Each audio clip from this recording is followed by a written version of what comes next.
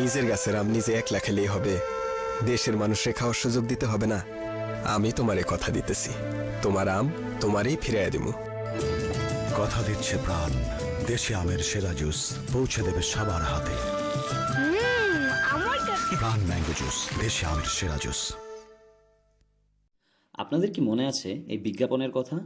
একটি গ্রামের সাধারণ একটি পরিবারের গাছের আম তাদের হাতেই ফিরে আসে আবার জুস হিসেবে। ব্যাপারটা কি অবাক করেন আপনাকে? এই যে আম তাদের হাতেই জুস হিসেবে ফেরত এলো, এই পুরো প্রক্রিয়াটাকেই বলে সাপ্লাই চেইন, যেখানে কৃষক, পরিবহনকারী, কারখানা, সেলস টিম আর রিটেইলার সবাই মিলে কাজ করে যেন আপনি সহজেই দোকান থেকে একটা পণ্য হাতে তুলে নিতে পারেন।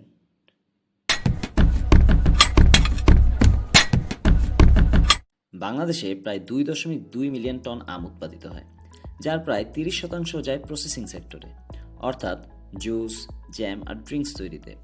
বাংলাদেশে রাজশাহী অঞ্চলে আম উৎপাদন হয় সবচাইতে বেশি। এখন একটি ম্যাঙ্গো জুস প্রক্রিয়াজাত কোম্পানি র ম্যাটেরিয়াল হিসেবে আম কালেক্ট করার জন্য এখানে নিয়োগ দেয় লোকাল প্রকিউরমেন্ট এজেন্ট, যারা আম সংগ্রহ করে ফ্যাক্টরিতে পাঠায়। এই লোকাল প্রকিউরমেন্ট এজেন্ট বা কালেক্টরের মূল কাজ হলো একজন কৃষকের সার থেকে শুরু করে সেচ পর্যন্ত যখন যা লাগে তা প্রোভাইড করা। তবে অনেক ক্ষেত্রে এসব কালেক্টররা ফিনিশ র ম্যাটেরিয়ালসটাই কিনে থাকে। এই অংশটাকে সাপ্লাই চেইনের ভাষায় বলা হয় ইনবাউন্ড লজিস্টিক্স, যেখানে মূলত সাপ্লাই চেইনের কাজ শুরু হয়। বাংলাদেশে বেভারেজ ইন্ডাস্ট্রির প্রায় 60% ফ্যাক্টরি নিজেদের ম্যাঙ্গো পাল্প তৈরি করে, আর বাকিরা আউটসোর্স করে কন্ট্রাক্ট প্রসেসর্স থেকে।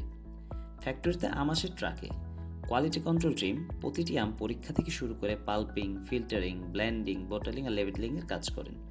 এখানে কাজ করেন প্রোডাকশন প্ল্যানার, প্রকিউরমেন্ট অফিসার আর ওয়্যারহাউস সুপারভাইজার, যারা নিশ্চিত করেন যেন সব ম্যাটেরিয়ালস, ম্যান পাওয়ার আর মেশিনারি ঠিক সময় সিঙ্ক্রোনাইজড থাকে। এটাই সাপ্লাই চেইনের কোর অপারেশন জোন, যেখানে র ম্যাঙ্গো থেকে তৈরি হয় ready to sell juice. Product উৎপাদনের থেকে বড় চ্যালেঞ্জ হচ্ছে প্রোডাক্ট ক্রেতার নিকট পৌঁছে দেয়া। বাংলাদেশে প্রতি বছর 28,000 টন জুস বিক্রি হয়, যেখানে সবচাইতে বড় চ্যালেঞ্জ হলো কোল্ড চেইন ম্যানেজমেন্ট, মানে প্রোডাক্টের টেম্পারেচার মেনটেন করে ডেলিভারি দেওয়া। এখান থেকে সাপ্লাই চেইন আর সেলস টিম একসাথে কাজ শুরু করে।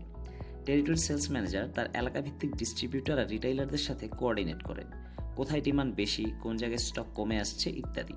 তার উপর আছেন এরিয়া সেলস ম্যানেজার, যিনি কয়েকটি টেরিটরি একসাথে ম্যানেজ করেন। কয়েকটি এরিয়া নিয়ে কাজ করে রিজিওনাল সেলস ম্যানেজার, যারা ধাপে ধাপে সেলস ডেটা শেয়ার করেন সাপ্লাই চেইন প্ল্যানারের সাথে, যেন পরের প্রোডাকশন ফোরকাস্ট করা যায়। সবশেষে হেড অফ সেলস পুরো দেশের সেলস স্ট্র্যাটেজি ঠিক করেন, আর সাপ্লাই চেইন টিম এর সাথে ডিমান্ড সাপ্লাই ব্যালেন্স করেন। এই অংশটাকেই বলে সাপ্লাই চেইনের আউটবাউন্ড লজিস্টিক্স, যেখানে প্রোডাক্ট ফ্যাক্টরি থেকে মার্কেটে যায়।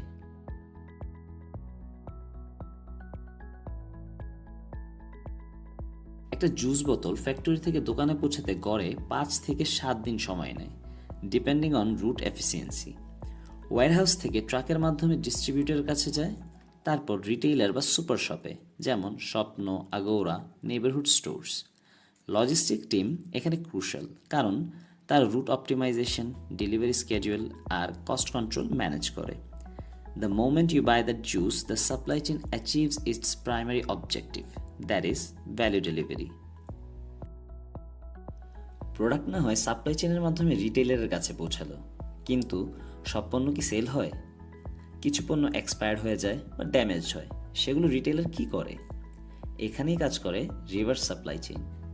রিটেইলার দ্য ড্যামেজ বা এক্সপায়ার্ড পণ্য পাঠায় ডিস্ট্রিবিউটরকে, ডিস্ট্রিবিউটর ফেরত পাঠায় ফ্যাক্টরিতে। এই অংশ সাস্টেইনেবিলিটি আর কস্ট রিকভারির জন্য খুবই গুরুত্বপূর্ণ, কারণ প্রোডাক্ট রিইউজ, রিসাইকেল বা সেফ ডিসপোজাল এর মাধ্যমেই হয়।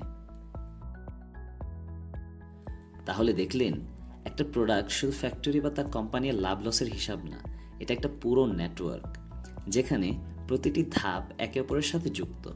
কৃষক থেকে ফ্যাক্টরি, ফ্যাক্টরি থেকে ওয়্যারহাউস, ওয়্যারহাউস থেকে সেলস টিম, আর সবশেষে আপনার এলাকার রহিম চাচার মুদির দোকান।